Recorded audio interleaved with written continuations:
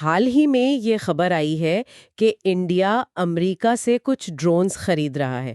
MQ-9B مسلح drones تقریباً $3.5 ارب کا سودا ہے، 31 ڈرونز۔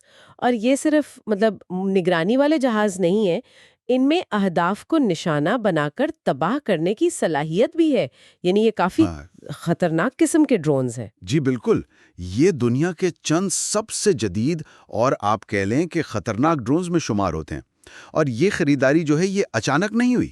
انڈیا پہلے بھی آپ دیکھیں اسرائیل سے ہیرون جیسے ڈرونز لیتا رہا ہے، اور وہ خود بھی مقامی سطح پر کوشش کر رہے ہیں ڈرونز بنانے کی۔ تو آج ہم اسی پہ ذرا بات کریں گے کہ یہ معاہدہ اس خطے میں ڈرون ٹیکنالوجی کی اہمیت کو کیسے دکھاتا ہے، خاص طور پر انڈیا اور پاکستان کے درمیان جو ایک مقابلہ سا چل رہا ہے۔ اور یہ صرف انڈیا کی بات نہیں ہے، چین، پاکستان، وہ بھی کئی سالوں سے اس ٹیکنالوجی پر کافی توجہ دے رہے ہیں۔ بالکل، چین کا ذکر کیا آپ نے، ان کی تو وہ پیش رفت تو کافی حیران کن ہے۔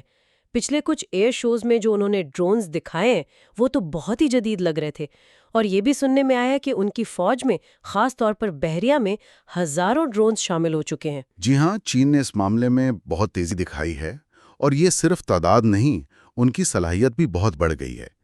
دوسری طرف پاکستان بھی پیچھے نہیں ہے، اگرچہ ان کے پاس شاید اتنی بڑی تعداد نہ ہو جتنی انڈیا کے پاس ہے یا جتنی وہ اب لے رہا ہے، لیکن ذرائع بتاتے ہیں کہ ان کے پاس بھی کوئی 8 سے 10 مختلف قسم کے ڈرونز موجود ہیں۔ ترکی سے، چین سے، جرمنی، اٹلی، ان ممالک سے انہوں نے لیے ہیں۔ اچھا۔ اور اہم بات یہ ہے کہ پاکستان نہ صرف چین کی مدد سے بنا رہا ہے، بلکہ اس نے خود بھی کچھ ماڈلز تیار کیے ہیں۔ اسی وجہ سے کچھ دفاعی تجزیہ کار تو پاکستان کو دنیا کی آپ کہہ لیں چوتھی یا پانچویں بڑی ڈرون طاقت بھی سمجھتے ہیں۔ چوتھی یا پانچویں؟ اچھا، تو آخر ان ڈرونز میں ایسی کیا خاص بات ہے؟ کیوں ہر ملک ان کے پیچھے ہے؟ دیکھیں، بنیادی وجہ ان کی استعداد ہے۔ یہ ہر کام کر سکتے ہیں۔ یہ طویل عرصے تک، گھنٹوں، بعض اوقات دنوں تک دشمن کے علاقے پر نظر رکھ سکتے ہیں۔ ٹھیک۔ اہداف کی بالکل صحیح دقیق نشاندہی کر سکتے ہیں، اور پھر اگر حکم ہو تو انہیں میزائل یا بم سے تباہ بھی کر سکتے ہیں۔ اور اب تو نئی ٹیکنالوجی آ گئی ہے، سیٹلائٹ کے ذریعے آپ کنٹرول سینٹر میں بیٹھے ہیں اور ہزاروں میل دور کوئی ہدف ہے اسے نشانہ بنا سکتے ہیں۔ ہزاروں میل دور سے؟ جی، یہ جنگ کا بالکل ایک نیا انداز ہے، روایتی طریقوں سے بہت مختلف۔ اور ظاہر ہے یہ ٹیکنالوجی سستی تو نہیں ہوگی۔ پھر آپ نے انڈیا والے سودے کا ذکر کیا، ایک ڈرون کتنے کا پڑ رہا ہے اندازاً؟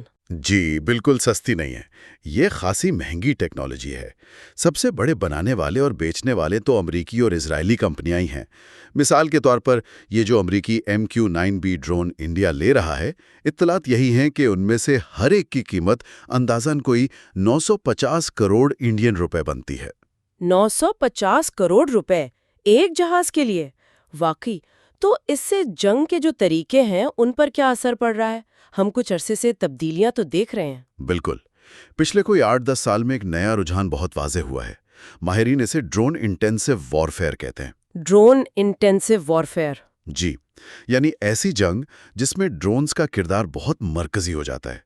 یہ دشمن کے ٹینکوں کو، توپ خانے کو، فوجی اڈوں کو، یہاں تک کہ کمانڈ سینٹرز کو، ان سب کو نشانہ بنانے کے لیے بہت زیادہ استعمال ہو رہے ہیں۔ ہم نے یہ آذربائیجان آرمینیا جنگ میں دیکھا، یوکرین میں تو بہت ہی زیادہ دیکھ رہے ہیں۔ صحیح۔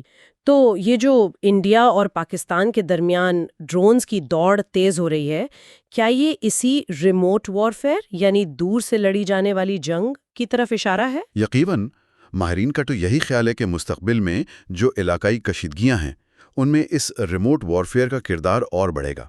یعنی فوجیوں کا آمنے سامنے ٹکراؤ شاید کم ہو، اور ٹیکنالوجی کے ذریعے فاصلے سے ایک دوسرے کو نقصان پہنچانے کی کوشش زیادہ ہو۔